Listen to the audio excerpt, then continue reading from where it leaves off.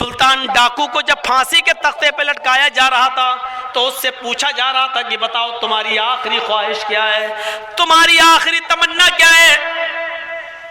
जवाब दिया सुल्तान डाकू ने कि मेरी आखिरी तमन्ना यह है कि मेरी माँ को मेरे सामने खड़ा कर दिया जाए और जब मुझे फांसी दी जाए तो उस वक्त मेरी माँ मुझे अपनी आंखों से फांसी पर लटकता हुआ देखे।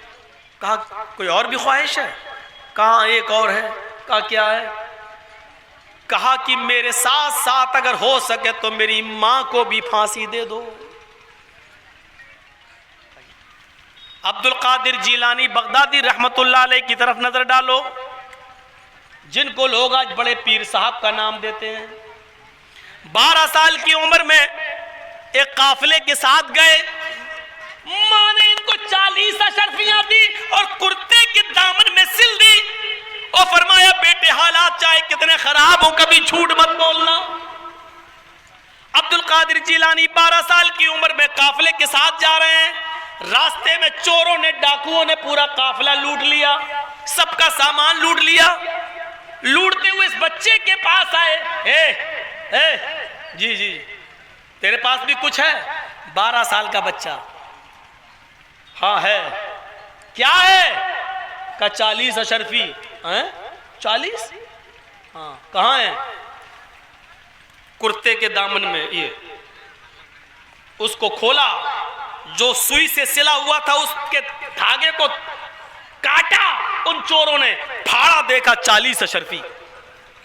कहा बेटा इतनी महफूज जगह पर इसको सिल दिया था तुम्हारी मां ने, तुमने मुझे बता क्यों दिया? मैं तो यहां तक जांच ही नहीं कर पाता, मैं तो यहां तक पहुंच ही नहीं पाता, और जब ये माल छुपा था तो तुमने क्यों बता दिया हमें? फरमाया कि मेरी मां ने मुझे चलते वक्त नसीहत की थी कि बेटे हालात चाहे कितने खराब हो लेकिन कभी झूठ मत बोलना। मैंने अपनी मां का कहना माना है, आप इनको लेना चाहें ले ले, लेकिन मैं अपनी मां की नाफरमानी नहीं कर सकता।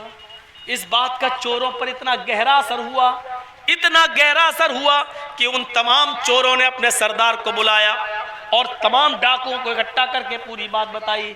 जब पूरी बात बताई तो उन चोरों ने कहा कि ये बच्चा अपने माँ की इतनी बात मानता है, अपने माँ का इतना कहना मानता है, और हमारी तो पूरी की पूरी जिंदगी चोरी में गुजर गई, डकैती में गुजर गई, हमारी पूरी की पूरी जिंदगी जो है गुनाहों के कामों में, शराब नोशी में और डाकू में और डाका जनी के अंदर गुजर गई। हमारा क्या होना चाहिए? हमारा अल्लाह क्या अज़ाब होगा? ये सारी बातें उन चोरों ने आपस में की और फिर कहा कि सबका सामान लूटा हुआ वापस कर दो और अल्लाह ताला से आज ही तौबा करो। चोरों ने उसी दिन तौबा की, सबका लूटा हुआ सामान वापस कर दिया और कहा यह बच्चा जब इतनी बात मानता अपनी माँ का, हमें अपने रब की नाफरमानी करने से फुर्सत नहीं मिलती। सब चोरों का ने सामान लौटा दिया। इस एक बच्चे के सच बोलने की वजह से सबका सामान मिल गया और उन चोरों को, डाकुओं को हिदायत भी मिल गई। माएँ इस तरीके से तरबियत दिया करती थी अपनी औलाद को, माँ इस तरीके से तरबियत दिया करती थी अपनी औलाद को। आज की माएँ क्या तरबियत देती हैं आपको मालूम होना चाहिए, और अगर ना मालूम हो तो सुन लो। सुल्तान डाकू को, इसी हिंदुस्तान में एक डाकू गुजरा, सुल्तान डाकू को जब फांसी के तख्ते पे लटकाया जा रहा था तो उससे पूछा जा रहा था कि बताओ तुम्हारी आखिरी ख्वाहिश क्या है, तुम्हारी आखिरी तमन्ना क्या है। जवाब दिया सुल्तान डाकू ने कि मेरी आखिरी तमन्ना यह है कि मेरी माँ को मेरे सामने खड़ा कर दिया जाए और जब मुझे फांसी दी जाए तो उस वक्त मेरी माँ मुझे अपनी आंखों से फांसी पर लटकता हुआ देखे। उसकी ये ख्वाहिश पूरी की गई। माँ ने बहुत मना किया कि मैं अपने बेटे को फांसी पे लटकता हुआ नहीं देख सकता।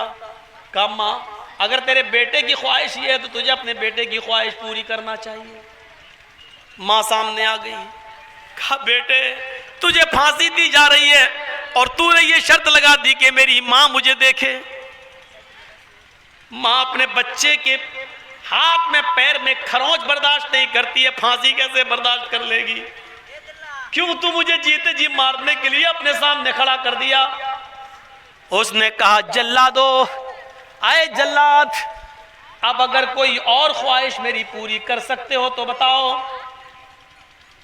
कहा कोई और भी ख्वाहिश है? कहा एक और है। कहा क्या है? कहा कि मेरे साथ साथ अगर हो सके तो मेरी मां को भी फांसी दे दो। कहा ये क्या बात रही? जुर्म तुमने किया, मर्डर तुमने किए, कत्ल तुमने किए, चोरियां और डकैतियां तुमने डाली, और कह रहे हो फांसी मेरे साथ मेरी मां को भी दो।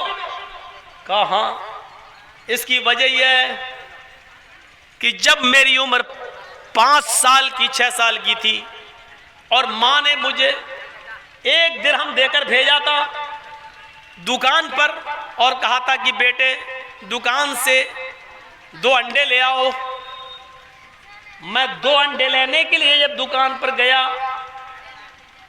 तो मैंने दुकान से 2 अंडे ले लिए और पैसे देना मैं भूल गया। दुकानदार ने भी पैसे नहीं लिए, भूल गया। और मैं वो 2 अंडे लेकर जब मैं घर पे आया तो मैंने कहा मां ये 2 अंडे भी मिल गए और पैसे भी बच गए। मां ने कहा क्या हुआ? कहा उसने मांगे नहीं, मैंने दिए नहीं। उसने पूछा पैसे, मैंने कहा दे दिए। वो समझा कि मिल गए, उसने मांगा नहीं। मां ने कहा शाबाश बेटा, ये मेरी मां है। उस दिन जब मेरी उम्र 5 साल की थी उसने मेरी पीठ थपथपाइयों का बेटा इस गरीबी में तुमने मेरी कितनी अच्छी मदद की। उस दिन के बाद मेरी हिम्मत बढ़ गई। फिर मैं अंडे के बाद मुर्गी चोर बना, फिर बकरी चोर बना, फिर गाय और बैल चोर बना, फिर मैं और बड़ा चोर बना, फिर डाकू बना, फिर लोगों को मार मार कर माल लूटने लगा, फिर मैं मर्डर करने लगा। जो सामान नहीं देता उसका कत्ल कर देता। अगर उसी वक्त मेरी मां ने एक थप्पड़ मेरे चेहरे पे मारा होता और मेरी उंगली पकड़ कर ले जाकर उस दुकानदार के पास जाकर उसका पैसा दे दिया होता और कहती मेरी मां कि ये बच्चा भूल गया था या झूठ बोला था, ये पैसा तुमको नहीं दिया, तो आज मैं इतना बड़ा चोर नहीं बनता। मुझे इतना बड़ा चोर बनाने में, मुझे इतना बड़ा डाकू बनाने में मेरी मां का रोल है। आज मैं फांसी के तख्ते पे लटक रहा हूं। मां ये तुम्हारी देन है, मां ये तुम्हारी तरबियत है जिसकी वजह से मैं फांसी के फंदे पे लटक रहा हूं, आज तख्तेदार पे लटक रहा हूं। मां के पास अपने बेटे के इस सवाल का कोई जवाब नहीं था, लेकिन कानून कानून था, इसलिए सुल्तान डाकू को तख्तेदार पे लटका दिया गया और उसकी मां को उसके घर पहुंचा दिया गया। माएं अपने बच्चे को तरबियत देकर अब्दुल कादिर जिलानी भी बना सकती हैं और मां अपने बच्चों की तरबियत न देकर सुल्तान डाकू भी बना सकती हैं। मदर्स लेप is first college for children. मां की गोद ये बच्चे का पहला मदरसा है। बच्चा मां की गोद से जो तरबियत सीखेगा वो सीखता है, और बच्चे को अगर मां ने नहीं सिखाया तो दुनिया की किसी यूनिवर्सिटी से कोई अच्छा लड़का अच्छी तरबियत लेकर नहीं उठेगा। यहां जितने शराब पीने वाले हैं जरूर उनकी शराब पीने में उनके माँ बाप का कोई रोल रहा होगा, वरना कोई नौजवान शराब नहीं पीता। अगर कोई बीड़ी सिगरेट और पान तंबाकू का हुक्र है तो ये तरबियत तुम्हारे माँ और बाप की है। माफ कीजिएगा, अगर कोई शराबी शराब पीता है तो ये तरबियत तुम्हारी माँ और बाप की है। अगर कोई 200 और 500 और 1000 रुपए में जाकर लड़कियों के जिस्मों से खेलता है और जिना करता है गुमटियों पर या फिर अड्डों पे और चकलों पे जाके, तो इसमें तुम्हारी नहीं तुम्हारे माँ बाप की तरबियत का रोल है। मेरे भाइयों, अब चाहो तो अपने माँ बाप को रुस्वा करो और चाहो तो अपने माँ बाप की इज्जत का उनको बढ़ाओ।